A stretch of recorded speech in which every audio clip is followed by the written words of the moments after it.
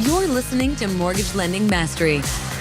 Get the knowledge you need to advance your mortgage practice quickly and efficiently from Jen Plessis, America's Mortgage Mastery mentor with over 37 years of experience and over $1 billion in lifetime fundings. Jen has been mentoring loan officers and realtors for over 15 years and speaking on stages across the globe.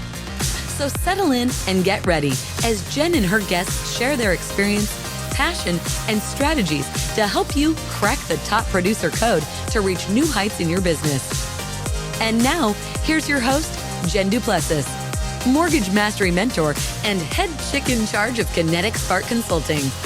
Hi, everyone, and welcome back to Mortgage Lending Mastery. I'm your host, Jen Plessis, and today's guest is Jerome Myers, right? Yes, that's me. You know what got me confused, Jerome, is that I just talked about the Myers method and I just connected everything. I just connected it. Oh my gosh. And I was just telling you in the greens, in the green room, hey, we got to talk about this Myers method because I don't really understand it. I don't get it. What is that weird thing? Oh my goodness. I am definitely showing my blonde roots this morning. Definitely showing blonde roots. Well, I'm delighted to have you, Jerome, and I want to just introduce you real quickly. So that everybody knows, Jerome left to corporate America to guide people to leading lives of significance by focusing first on living a centered life. Often these people are already in positions of leadership, but feel that they are very alone. And I certainly can understand that. As a result, Jerome creates opportunities for these apex performers to connect with each other so that they can develop solutions to their toughest challenges. So I am so excited to have you. We've had a couple of conversations offline and we just can't stop talking. Hey, I just want to hang out with the coolest kids in school. Jen, you are the coolest kid in school. Well, thanks. No question. Thank you very much. So Jerome, tell us about this transition that you had, because obviously you were in corporate America and just felt alone. You were a leader, but maybe you felt alone and you said, enough is enough. I've got to go do something else. I'm being pulled and compelled to do something else. So tell us about that transition that happened for you. What did it feel like at that time? And what did you had enough of? I wish it was that poetic, right? It's like, oh man, I had this utter calling. What actually happened was a phone call at 4:55 on December 24th of 2015. And it went something like this. Hey, Jerome, we've been going back and forth for about 3 weeks on whether or not we were going to lay the folks off on your team. And yeah, we've decided that we're going to lay them off. I was like, no, you can't possibly mean that. Like, we went from 2 employees to 175 over the course of 8 months. And we did $6 million in profit this year and $20 million top line. Like, there's no way that we're not going to have a place for these people in the new year. And it's like, Jerome, I'm not going to argue with you about this. In fact, it's 4:59. Yeah. I'm getting ready to go enjoy my holiday with my family, and I'll talk to you next year. And the agony and the weight of being the person that was going to lay off about 75 folks for the first time started to weigh on me. Yeah. And I didn't sleep. I didn't eat for that period. In fact, I stopped celebrating the holidays because in my back of my mind, I knew that people were getting laid off somewhere, even if it wasn't at my direction, even though, somebody else made me do it. It was still my choice, right? But somebody else made me do it. I would never do this. Mm-hmm. And so I promised myself that I would never do it again. And I went through the process and we got out of it, and I come to the group that's left afterwards and it's like, look, it's my fault.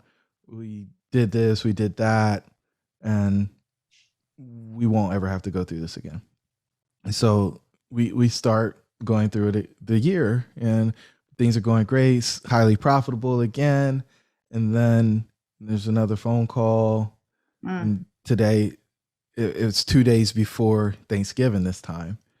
So I'm standing in front of the room and I'm saying, hey guys, don't spend all your money Black Friday. Not sure what's going to happen. There's a bunch of things up in the air. Mm-hmm. And it was at that point I was like, you know what? I'm not doing this anymore. And so I decided that I was going to exit. I was going to leave corporate America. I was going to turn my back on what I'd spent a really long time Climbing. building. Mhm. Yeah. Yeah. And, you know, I really decided that I was just going to bet on myself. If I could do 20 million in revenue for somebody else, then what could I do for myself? Like, could I do 200,000 or could I do 2 million? Like what could I actually create for myself? And so I went on that path, thought I was going to buy an apartment building. That didn't work out. It'll be a recurring story in my life of things not going exactly as planned. Mhm. And eventually we did get into apartments. We've built a pretty large portfolio and spent a bunch of time helping other people figure out how to get the same thing done, because the goal is for people, from my perspective, to get away from the work they're not passionate about and get into the things that fulfill them, the things that make them excited to get up. And a lot of times we choose not to do it. And it was in my case as well, because they don't always pay well, or at least we don't see a way to make them pay well. And so what if you could set up a business where you got recurring revenue coming in and it made you independent or free from having to go to that W-2 just because it gives you the money that you want to get? Yeah. Yeah.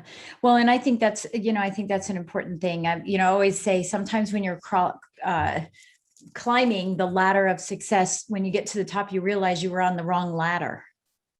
1,000%. Right.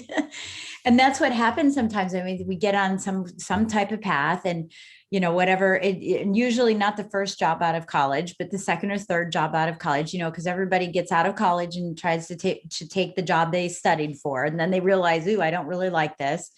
And then they kind of meander around a little bit and find the right thing. And then they climb this ladder only to find out, wow, I'm not really as happy as I thought I was going to be. Here, maybe this is the wrong ladder. And so let me crawl back down and look around and see what other types of opportunities there are that I would be excited to go to. So I think that that's a great story about, helping people find their passion and being fulfilled. It's everything that I talk about all the time, is fulfillment. So, I can't imagine being in the position that you were in, because of course I've had to let people go, not just lay off, but fire people. And, the angst that I have over doing that for one person, I can't imagine how compounded that might be, for you. So, when we talk about people's health, that's something that we don't think about either, is all of that anxiety will show up years later for you, years later for all of us. So you discovered then, because I know you do a lot of investing in real estate too, and this is why you're on this particular podcast, is I'm really trying to share with my audience the fact that, yes, we are, well, I used to be, but we are in lending. Yes, we are in real estate as realtors, but there's so much more that we could be doing. And we are so focused on just the loan, the house, the buyer, the seller, right? And not the peripheral passive income options that we have available for us. So let's talk about your Myers method and how you help people make that transition, either from a mindset and or from the mindset and the tactical piece of that as well. Yeah. So the Myers method is really more tied to investing in multifamily, right? And then the red pill is very much mindset and figuring out the center life. And so we can go down both paths, because I can make them Let's pretty talk about the condensed. red pill. Yeah, let's talk about the red pill first. So for those of you that are listening and not watching the video on YouTube, Jerome has the shirt on that says, "I took the red pill." And we all know this is from the Matrix, but not everybody understands the story. So you may have to come back from, you have to start from the beginning. Yeah. So the 1999 movie, The Matrix, the first one, it was a documentary. It wasn't actually a sci-fi flick. And the main character, Neo, is presented with an option by his guide, Morpheus, to pick a red or a blue pill. And the blue pill would allow him to wake up from the dream that he thinks that he's in and continue to live the life that he's been living. And so if you think about being in a rut, if you think about a monotonous life where you come and do the thing, people don't appreciate your contribution. Maybe you got this thing on the side that pays a little bit, but it's not something you feel like you can live off of. That's what the blue pill life is. And then there's the red pill, where you actually get to pull back the veil and really see how things are working, see the programming that's been embedded in you, and you may not even realize you're running off of that program, and putting you in a place where you're just a servant or a slave to the overall system. Yeah. And Just so the mundane routine over and over. Yeah. And so Neo took the red pill. And although this line is never actually mentioned in the movie, it's one that I've really tied my life to. And so when we were coming up with our framework for coaching and helping these apex performers get to the next level, because I spend the majority of my time just bouncing around the country talking to these individuals, because again, most of them end up lonely. What I found was that it's easy for us to think that the world's going to change and we don't have to do anything. Right. And so that's why you have to take the red pill. It starts within and then it radiates out. And so we start with self-image. We start with our self-esteem. And really the whole goal here is to keep promises to ourselves. If you can keep promises to yourself, that shows that you're accountable, and we can keep walking down that path of, all right, building more confidence because we took action and we got the result that we desired, and then pouring back into that and taking more action. And eventually you create this flywheel that feeds itself. From there, we move to relationships. And in relationships, what happens when people are the source, right? The top of the food chain, if you will, people just come to take from them. They don't actually come in to give. There's not mutual benefit outside of you may be wanting to be a generous person, right? And so what we encourage folks to do is figure out how to make the relationships mutually beneficial. By a relationship only being one way, by definition, is not healthy. No. So what we want people to do is to get those deposits. And, you know, I guess I'm the guinea pig on this. Had a bunch of one-way relationships, and I ended up being empty, completely empty. And I was looking for a source. And eventually what happens is you go and try to find an illegitimate source for your legitimate needs if you don't force the folks that are interacting with you to create mutual benefit. Yeah. And so when you fix your self-image and your relationships, then naturally you're going to be seen as a leader in your workplace. People are going to come to you because you're the person who has the influence, you have the connections, because you're a person of character, right? And so that typically allows you to earn more. It also allows you to take a moral stance on things and align your work with your morals and values. This gives you more freedom. And so that actually starts to become rewarding and fulfilling. But those three things, self-image, relationship, and work, are the source of all of our stress. Yeah. Right. And so if we can fix those, then I think we're ready to move to the next level, which is level 4 of the red pill, health. Right. Because we destroy our health trying to numb the pain of the stress. And while people think they can compartmentalize it, there's just no way that if your life is in shambles, that you're going to be healthy.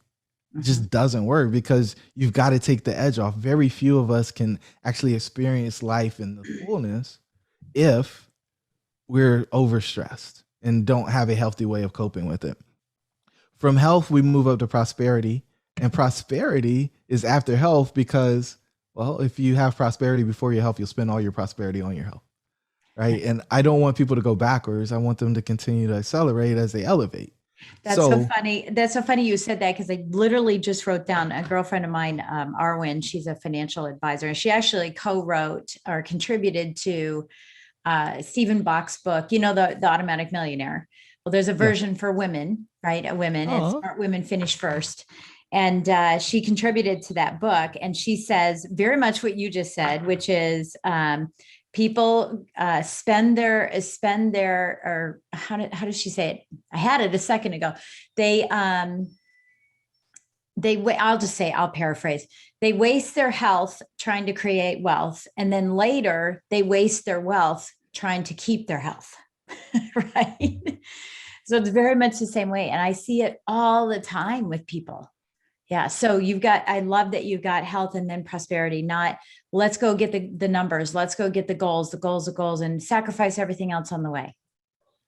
1000%. And the thing with the health is, I mean, that's really your only true wealth, right? Because you can't enjoy your money if you're sickly, right? And then out of that abundance, right, the prosperity level, which is level 5, we move to level 6, which we think is the top level, and that's significance. And we believe that the people on the airplane are right. You need to put your mask on first. Yeah. So you think about everything that we talked about, it's really focused inwardly. And now that you're full, now that you have overflow, out of that overflow, you give to others, right? And your time, talent, and treasures.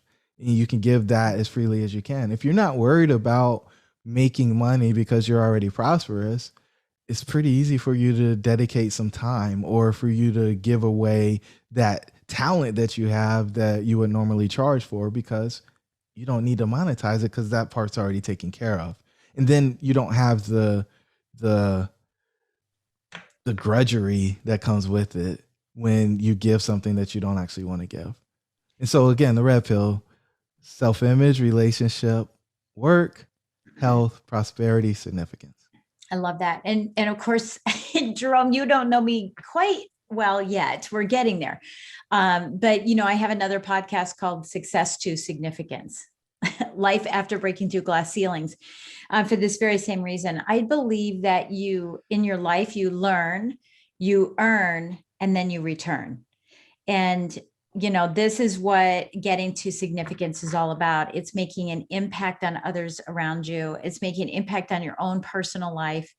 And it's so important for people to understand there is a sequence that needs to happen in order to have true success and happiness. And success it doesn't have to be monetary. It could be whatever success looks like for people. Success because I'm doing enough business so I can spend time with my family. That's success, rather than doing all kinds of business and not having any of that, right? Family, relationships, etc. So I love that you're doing, that kind of work. So let's talk about, thank you for doing that. So now people are sort of awakened, right? And they now say, well, okay, so what else is there for me out there then? So how do you guide people into finding what their passion is so that they could leave their job if that's what they wanted to do, and then move into finding this passion if it were compartmentalized that they wanted a different role? And then the second part of that is how do you make that passion find its way into passive income as a side gig?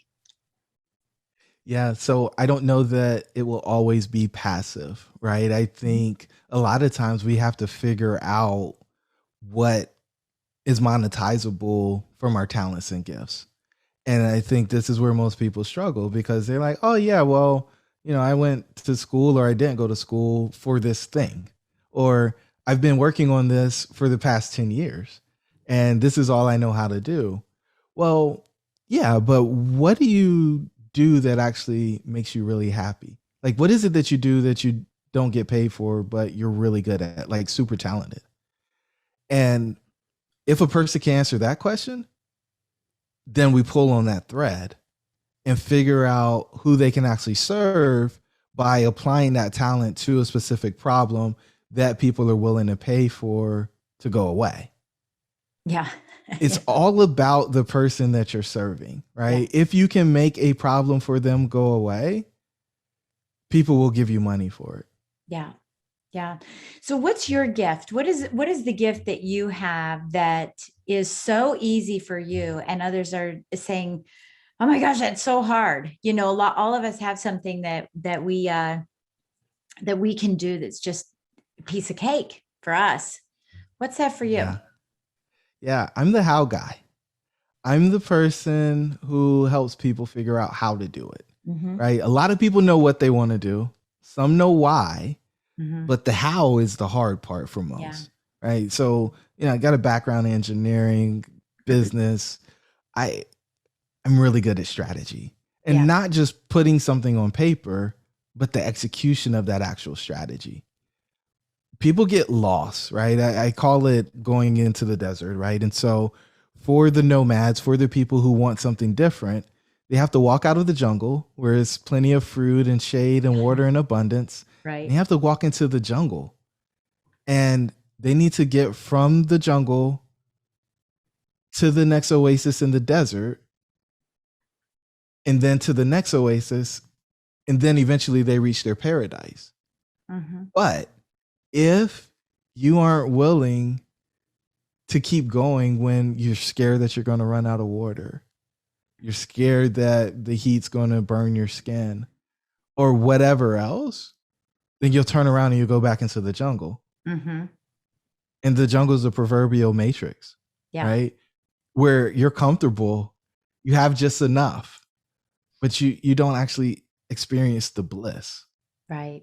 And I've learned from wandering around in the desert for a while and then eventually finding my paradise that there is no amount of comfort worth giving up the freedom. Yeah. Yeah. And I agree. Once you experience the freedom, you can't go back. Mm-hmm. Mm-hmm. Yeah. It's funny that you said that. And then I want to talk about your investing. It's funny you said that. My son, had always wanted to be an entrepreneur because we are, and graduated from UVA, University of Virginia, and in the comm school, top in his business class, that type of thing. And, he said, I want to be an entrepreneur. And I said, well, first I want you to go to work. And he said, well, I don't want to, because I want to be an entrepreneur. And I said, well, the thing about being an entrepreneur, and this is just my take on it. The thing about being an entrepreneur is that if you go and you be an entrepreneur, you can always say, if it doesn't work out, I'll just go get a job. But if you have a job and you want to be an entrepreneur, you'll do anything not to go back to that job. Anything. And that's where that passion, that drive comes from, is I'm not going back there. Nope, not doing it. So I'll do anything to stay away from what I already know is not good. And that's the same sort of analogy, that you were speaking about too. Okay, so let's talk about multifamily. So where did it start? I think when people, especially in mortgage and real estate, when they hear multifamily, many people think apartment buildings right away. They don't think about 2-unit, 3-unit, 4 and 5. They think big units, right? Like what Grant Cardone is doing right now, right? He's doing, $50 million apartment buildings right now. And he's got a whole buyers club that's involved. I am involved in it, which is really cool. But he's like really just doing crowdfunding for this $50 million thing. And, those are big, big projects. You have to really understand what you're doing to invest in those types of things. Let's talk about where they get started. Yeah. So we call it getting tuna in the boat. And so for me, it started with a 23-unit apartment building behind the Chimbo Mart in Richmond, Virginia. Right. Okay. But there's a lot of educators who will say, hey, go syndicate, go buy a 100-unit deal. It's all the rage. And in one deal, you make more than you've made in your job over the past year, and you'll get all the tax benefits and blah, blah, blah, blah. I think they're selling an empty bag of goods. I don't think most people have ever operated a business. So to think that you're just going to go take down something so large with no experience, no capital, no credit, none of these things, if it sounds too good to be true, a lot of times it is. And so you really have to check the source and understand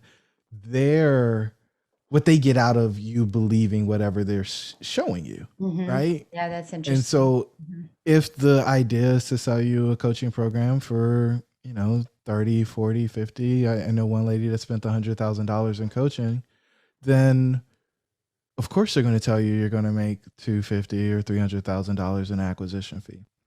Mm-hmm. With that said, I encourage people to start smaller like you would do with anything else, right? And so whether you're buying something using a residential loan or you go straight into commercial because you find somebody who has experience. And by the way, I think every investor is overcoming 4 things, right? It's knowledge, deal flow, experience, and capital. People go to capital first because they think I'm going to buy something, so I need money. You worry about the capital last, especially in multifamily. I think you start with knowledge, right? So get a foundational body of knowledge as you would with anything else, right? If for the folks who are in the mortgage industry, I think they have to take a test in order to be able to do it and get their license, right? And you need to understand that knowledge in order to do that successfully.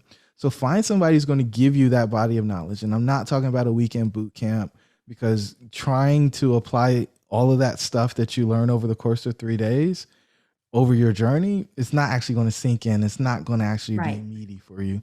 So find somebody who's going to give you some knowledge over an extended amount of time, and then start looking for deals, right? Apply that knowledge that you have against a bunch of different leads. Some of those will be deals, something that where you can actually make money. And I pick with leads and deals because they have the same letters, but they're very different things. Right. Leads are things that are never going to make you money. Deals you can make money on. And you know, you're investing, right? So people will sell you something where you can't make money on it because it puts more money in their pocket. The one thing about the HUD is it's a zero-sum game, right? If you either get a credit for it or you write a check for it. And so then experience. And this was the part where I got stuck, Jen. So I mentioned early on that when I walked out, I thought I was just going to go borrow $1 million to go buy a building. Well, I went to one bank and they said, no, we're not going to give you that. I was like, well, what do you mean? I got a credit score. I got some cash in the bank. Of course you are. And he was like, no, we're not. And so I was like, you guys are ludicrous and crazy. I'm going to go talk to the bank down the street. And so I did that 10 times. And then I finally realized that they were not going to give me $1 million. And so we moved forward and I started fixing and flipping. And then I came back because while I was sitting on the stoop of a $90,000 rehab, guys don't do $90,000 rehabs, I had somebody pull up and they wanted to see the property. And we walked through and he's like, man, this is amazing. And he's getting ready to walk out. He said, hey, do you know anything about that building in Churchill? I was like, which one? The one behind the Chimbo Mart. Yeah, I tried to buy that. You did? Yeah, but you know, I couldn't get it figured out. They said I needed to have experience. He's like, well, I'm getting ready to make an offer on it. And so I was like, man, you're the person I've been looking for, right? You must have experience if you're making an offer on the project. He said, well, yeah, we own a few things. I was like, please don't leave me out. Yeah. What are you going to bring to the table? I don't know. Please don't leave me out.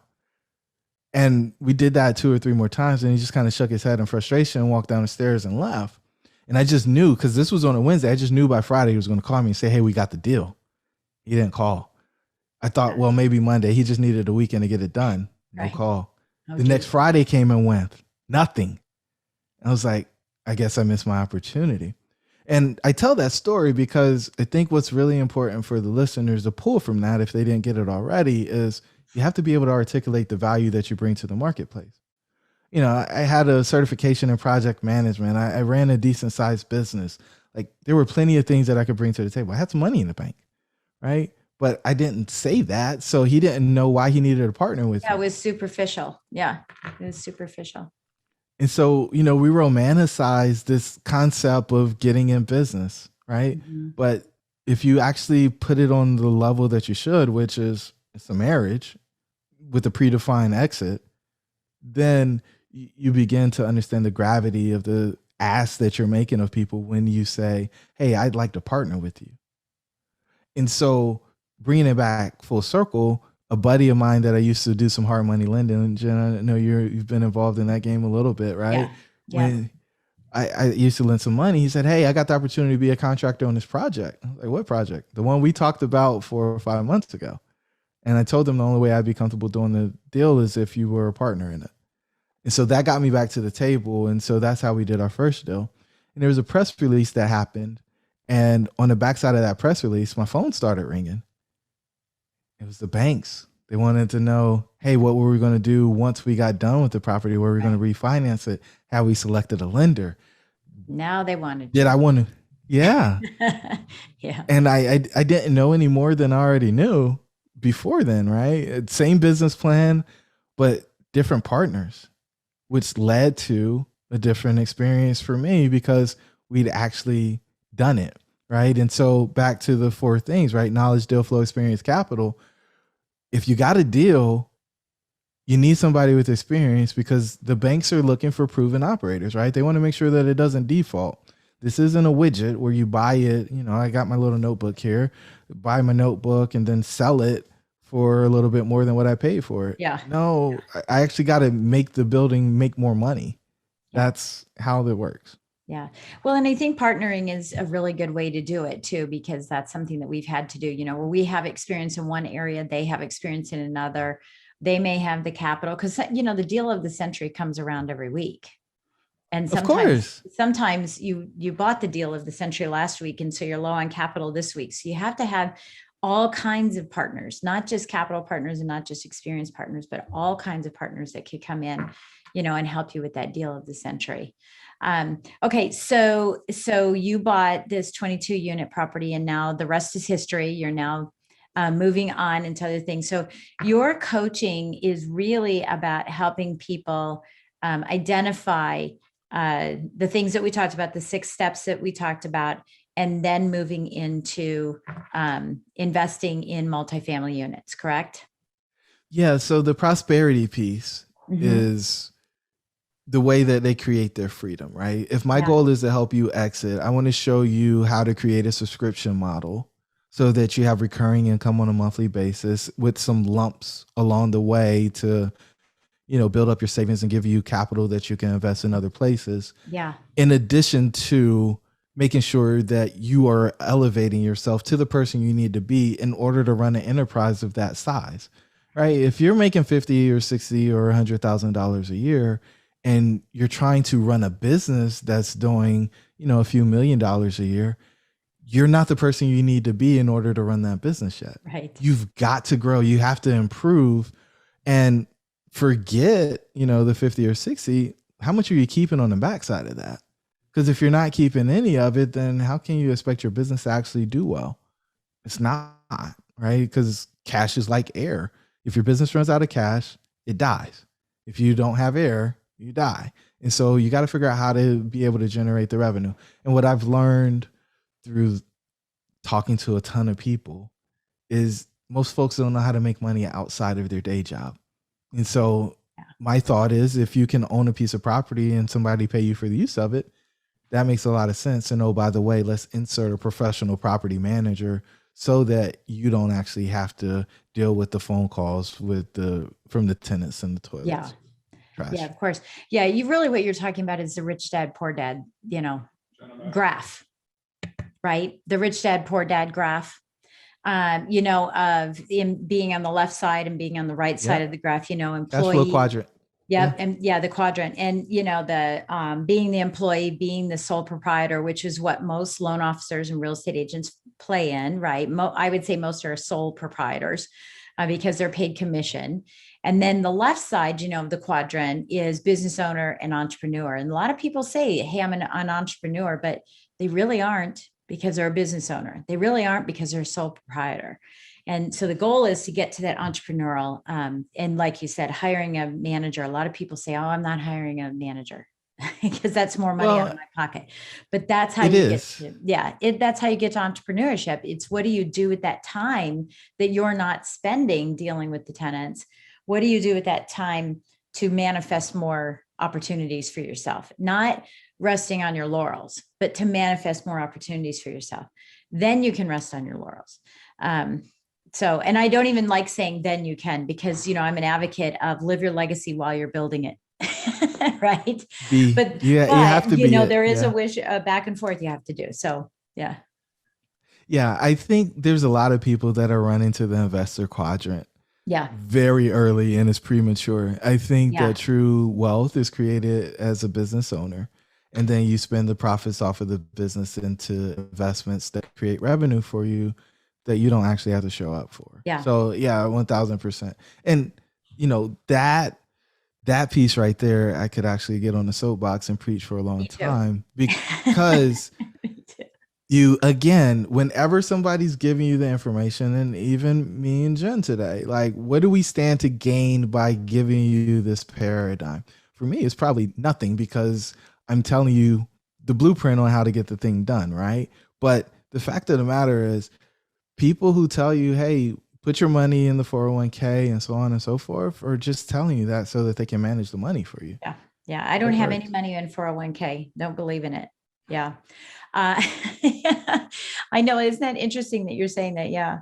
Well, I mean, my purpose, of course, it's been for the last 7.5 years in this podcast is to provide information for people to be able to make their own decisions, to get more resources, more information so that they can be really, really educated on making their own decision about how they want to have their business, their practice move. So you have been inspirational. Thank you so much for being here with us today. What would you like to leave our group with? Well, if they want to learn more about our approach to multifamily investing, I would love for them to hop over to jeromemyers.co and grab our 4-step guide to get into multifamily investing. And it just gives you kind of that step-by-step process that will allow you to create revenue outside of your day job. I think most folks only think that they can do single family homes, and there's a whole lot of difference in approach between a single family home and doing a $50 million deal like my man, Uncle GC. Yeah.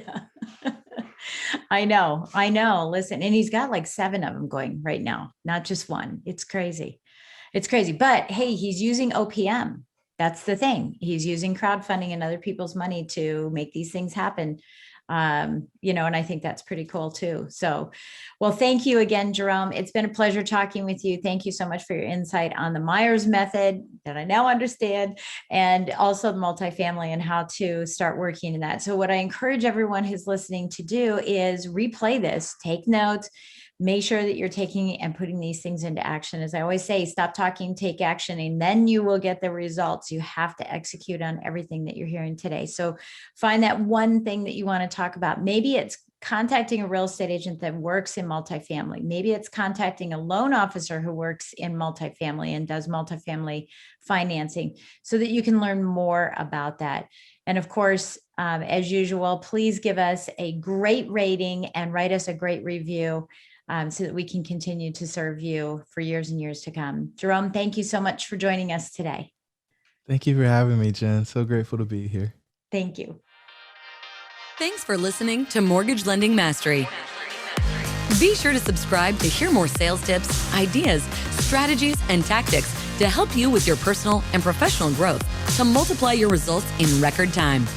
And if you like what we're doing, don't forget to give us a rating and review so we can continue to bring you the best content possible. Wanting more beyond the podcast? Join our Mortgage Lending Mastery membership community, where you will find extended interviews with our favorite guests, weekly training, tips, and insider secrets, fireside chats with Jen, free content, meet, share, and collaborate with other members, and so much more. Click the link in the show notes to learn more about this exclusive content. Mortgage Lending Mastery is an Industry Syndicate charter podcast. Industry Syndicate is the first podcast network specifically for the mortgage and real estate industries.